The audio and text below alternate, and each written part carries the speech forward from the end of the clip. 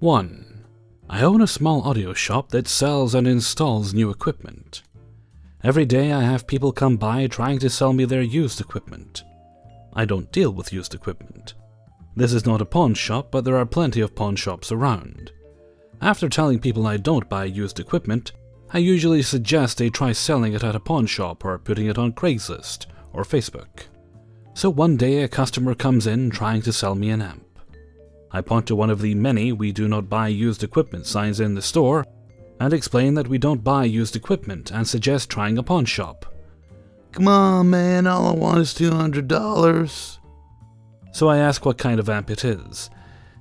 It's a cheap budget brand car amp that I sell new in box with both manufacturer's warranty and store warranty for $80. So I show the exact same amp in the store for $80 new with warranty and point out how his amp is missing all the set screws, meaning it can't be hooked up. The fuses are also blown. And there are burn marks on the power input. Those are signs that this amp probably wouldn't work even if you could hook it up. I didn't even begin to point out that there were so many scratches on the amp that it looked like it had been through a wood chipper. No sane person anywhere is going to give them anywhere close to $200 for this amp. If they bought it for $1, they overpaid. I don't buy used amps, and I don't think you'll get $200 for it anywhere. Would you give me $180? I won't give you anything for it. I don't buy used equipment. And even if I did, I would never buy it for that much. You need to go to a pawn shop. I already tried that. They told me it wasn't worth anything. I would tend to agree with them. So how much would you give me for it? I'm not buying it.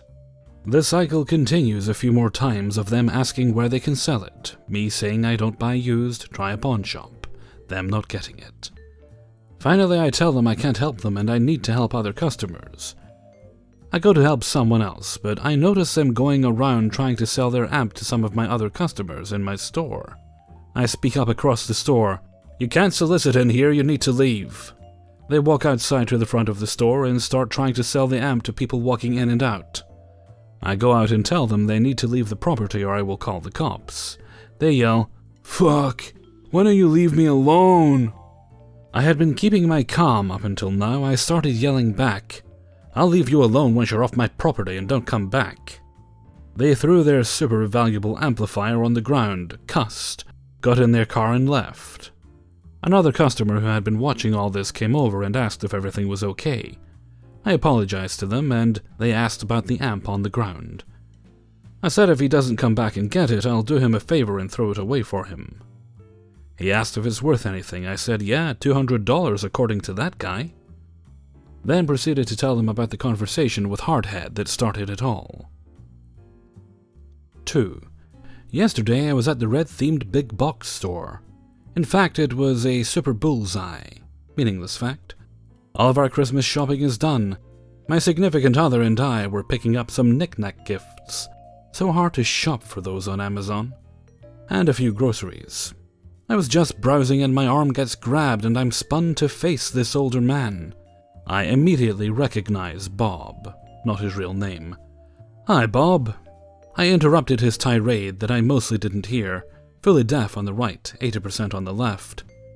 "I see you've still got the scar on your cheek." As I'm saying this, Bob turns pale as a ghost and then runs away. No exaggeration of the term run either, fast as he could go. Why? That's the more interesting part. Several years prior to this, I was in this same store, during the same time of year. Now, while yesterday I was wearing this make-your-eyes-bleed Christmas sweater, when Bob and I first met, I was wearing a nice Hugo Boss pantsuit. Also, I was deaf then as I am now. At any rate, I was putting one of those really fancy crock-pots that did everything back on the shelf. My mom knew I was wanting one for our kitchen, so I would hold off for now, and if we didn't get one for Christmas, I'd probably be able to find one super cheap in an after-Christmas sale.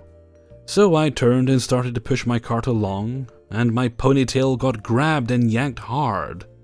Thankfully, it was more discomfort than outright pain. I turn and this guy lets go of my hair. So, there is this guy. He's about 6'2", I'm 5'4" by the way. Mid-50s, expensive clothes and jewelry. Facing him, I could make out what he's saying. Bitch, how fucking dare you ignore me like that? If I had more time, I'd put you in your fucking place. Now get the fuck over here and fucking help me. I don't work here. Not to mention, it seems you're an insufferable prick. Go fuck yourself. I turned and started to walk away. Do your fucking job! Bob grabbed my arm and swung me around again, getting 3 inches from my face, screaming and spitting. The fuck is wrong with you? You can't fucking talk to me like that. At this point, Bob made his worst mistake. He knotted up his hand in my turquoise top and raised his other hand like he was going to slap me. At that point, I had had enough of Bob. I need to mention here that I spent part of my time in the Corps doing hand-to-hand instruction, so Bob and I do-si-do for a couple of seconds, and then, on the way down, the side of Bob's face hit the edge of the bottommost shelf and laid his cheek open pretty good. I had my knee in his back and his arm torqued up so he wasn't going anywhere. Due to all the noise, Bob screaming, hitting the shelf, etc., there were several people looking to see what happened, including a store associate and my significant other.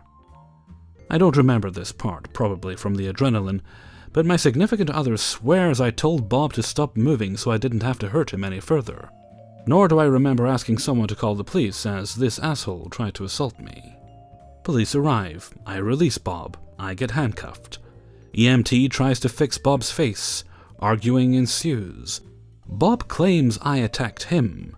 Claims I'm faking being deaf. My significant other asks the police to check the security footage. They do.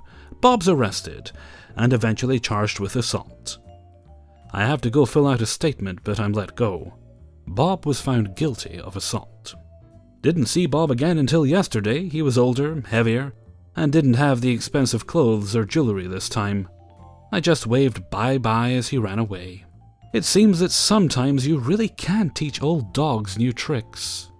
Edit. A few points to clarify. Yes, I'm female. The crockpot in question was one of the programmable types, and I did get one from a sale after Christmas that year.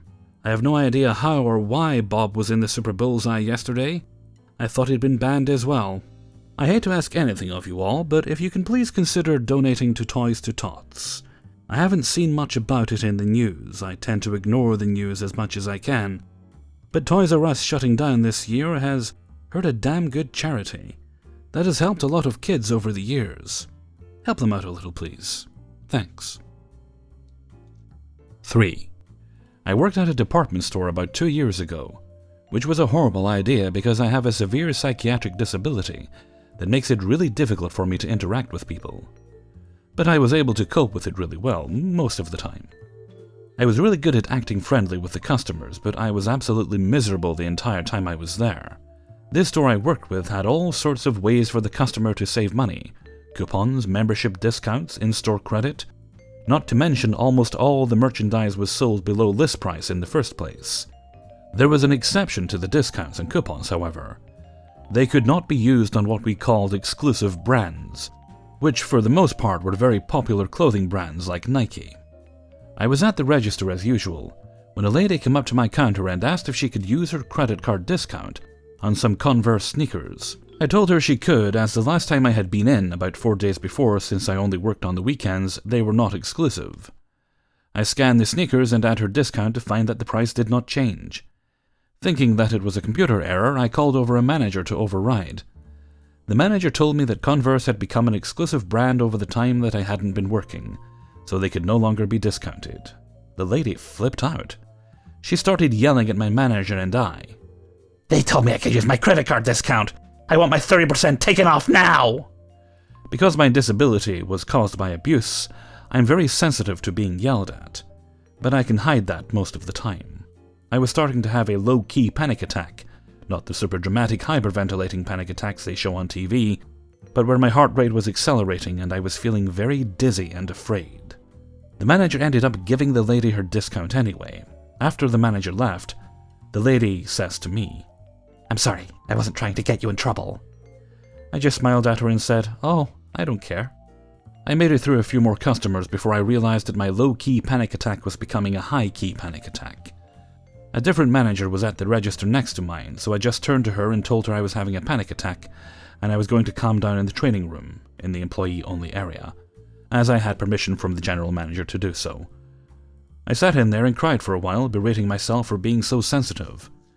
I'd been told that I could have privacy in the training room, but of course, 3 different people came in and saw me crying and tried to comfort me. I was so embarrassed. I guess someone must have told the manager that helped me with the lady, because she came in and told me to just go home. I was so humiliated and felt sad because if I washed my face, I could have continued working.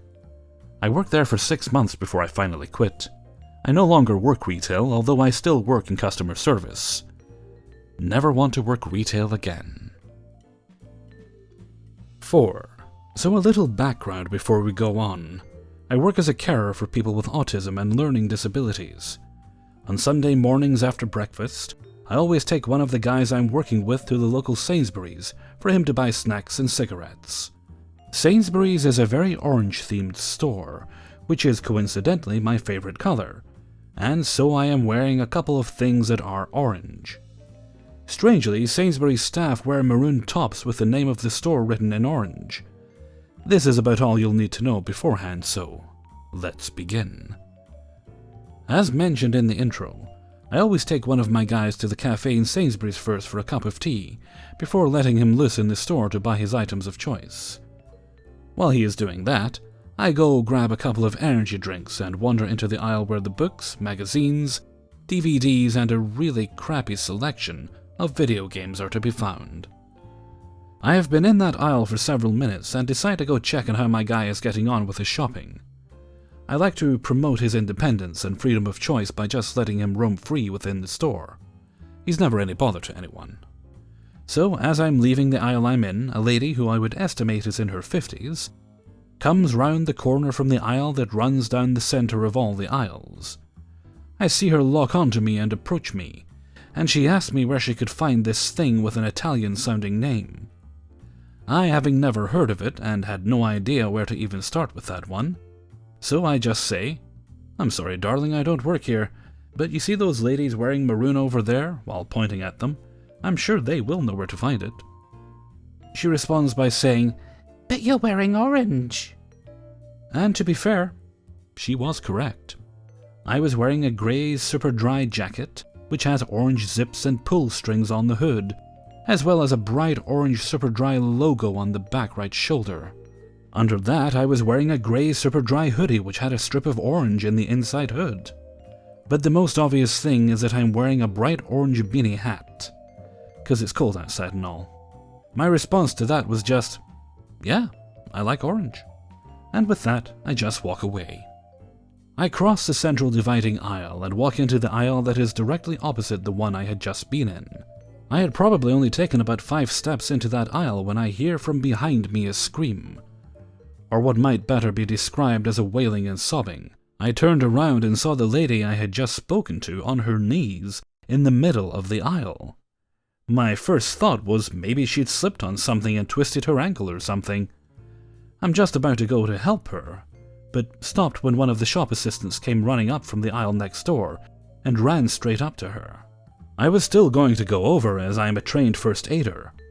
The assistant who went to her aid asked her what was wrong, and she looked directly at me, pointed at me, and screamed that I had shouted at her and slapped her. My jaw just dropped, and I thought, you have got to be fucking kidding me. More store assistants show up, and they quickly speak to each other, and one comes over to me to ask what happened. I'm just stood there stunned as this lady is going crazy and making a huge scene in the store. I tell the assistant that all I said was that I don't work here, and directed her to someone who did, and that I in no way touched her. Some staff were speaking into walkie-talkies, and soon the store's manageress comes running through the store. The whole time I'm protesting my innocence. The manageress approaches me, and I tell her the same thing, and that I in no way touched her. She informs me that because there was an allegation of assault, that they were obliged to call the police and that I would have to wait for them. At this time I saw my service user, who had naturally come over to see what all the commotion was about, and I called him over to me and had to explain to him what had happened too. The store assistant wanting to calm things down by removing me from this lady's view. So, me, my service user, and the store assistant walked down the opposite aisle and through the checkout. dropping off my guy's shopping basket at the customer service desk before sitting us down on a bench behind the checkouts. 3 staff remain with the lady while the manageress, who is on the phone, goes behind the customer desk where she starts looking at CCTV. At this time, I know that I might end up having even more issues with my service user, who seems anxious as fuck. And I knew it was probably going to get a lot worse as soon as the police arrived on the scene. I took advantage of the few minutes I had to calmly explain more fully to him what was happening, and that I needed to speak to the police when they arrived. I explained that neither of us had done anything wrong, and that I just needed to speak to them, and then I was sure we would both be free to leave shortly. I asked him to just sit quietly until then and not to worry about anything. At this time, an old lady came through the checkout and came up to me, and said she saw everything that happened and knew I had done nothing wrong. I asked if she would mind sticking around and telling that to the police when they got here, and she said she would be happy to. So a couple of minutes later, the police arrived in the store and were directed to the screaming mess flailing around on the floor. A male and female police officer went over to deal with her. From where I was sitting, I had a clear line of sight to her, and everybody in the building could hear her. Thankfully, the store had just recently opened and wasn't at all busy. But new customers were slowly trickling into the store to be greeted by the tantrum from hell. I could see that the male officer seemed to be familiar with the lady, but he was having no success at calming her down. About 2 minutes later, another 2 police arrive in the scene. Yet again, male and female. They were met at the door by the store's manageress, who directed them to the screaming lady, and also turned and pointed at me. The male officer turned and looked at me, and I raised my hand slightly to acknowledge him. The female officer goes over to join her colleagues, and the male approaches me. So this officer comes over, and I explain to him exactly what I've explained already in this post. After I get through telling him, he takes a somewhat accusatory tone, saying that if that's all that happened, why is she acting that way? And that something else must have happened. I told him no. I walked away and she just started doing what he himself could see her doing right now. I told him she had been like that for the last 10 minutes or so. At this time, the guy's partner wanders back over but doesn't say anything to me. She just stands there while I tell her partner about my service user who is sitting next to me. While I'm talking to him, the old lady from earlier approaches the female officer and tells her that she saw everything and I did nothing wrong. Now, what really pissed me off about this entire thing is that she just dismissed her, told her she had it handled and asked her to move along. I think this was wrong, and if I were to be arrested, I was certainly going to make a fuss about that when I'm questioned. As the old lady goes off, the manageress comes over to the same female officer, and they both step away a little. I don't hear everything they say, but I did hear that the woman was previously banned from the store twice before for causing problems. Then I hear her tell her that it's all on CCTV, and she leads the officer to the customer service desk. I breathe a sigh of relief. So as she walks away, the first officer who came in and rushed straight to the alleged victim came wandering over, and both male officers have a very quick chat. Then he turns to me and says sorry for the inconvenience, and that we were free to go. To be honest, that kinda took me by surprise. They hadn't finished viewing the CCTV yet, but this officer knew the score and knew I'd done nothing wrong. I said something like, "Oh, so are we free to finish our shopping?" And he said we were, adding that the lady had a history of mental illness, which I'd already figured out, and that she does things like this from time to time to get sympathy and attention. Well, you didn't have to tell me twice. Actually, he did if you think about it. I stood up and said thanks and grabbed my service user and headed to the customer service desk. As I did so, the female officer came back around from it, and even though I didn't see it, I know the first officer who was behind me waved her off from approaching me. I just smiled at her and walked right past her. All the time, this bloody woman is still screaming and going a game. I picked up the basket from the customer service desk and headed straight for the checkout. Now all the coppers go over to this woman, and even though I am sympathetic to the behaviors of this mentally ill person, I have to confess part of me was thinking, great, we get to watch her get arrested. I know, that's bad, right? But I am still a human after all, I can't help thinking that. Anyway, it doesn't matter, as that's not what happened. Instead, 2 African or possibly Jamaican women show up and go into the aisle. Not long after, all three of them come out of the aisle, with the two carers using a technique I'm very familiar with, called a double wrap around arm hold. And they just march her out of the store and into a car outside. We held back within the store while this was happening to try and prevent her from seeing me and possibly kicking off again. Soon after they left, so did the police. Once everyone was gone, me and my buddy walked home, talking about it all the way. When I got back, I told my manager what had happened. Mainly because I had told the police where I worked. So really to give her a heads up if anybody did get in touch that she wasn't completely left in the dark. My manager thought it was hilarious and even tried to get me to write an incident report. But I argued that down because my guy wasn't involved in the incident. No, the job of writing that report lay in the hands of some other person in some other company, in some other place. Not me. 5. Background. I used to work for a high-end hair care brand, working up from part-time sales to managing a couple of their high-volume stores in the area. I think I lasted about a year at this particular store before throwing in the towel. This location is infamous for its high-maintenance, often difficult clientele. This particular woman was not just difficult, she was psychotic. Looking back, this woman's rage was comical. At the time, I remember barely being able to maintain control of my anger, so I couldn't fully appreciate how ridiculous it all was.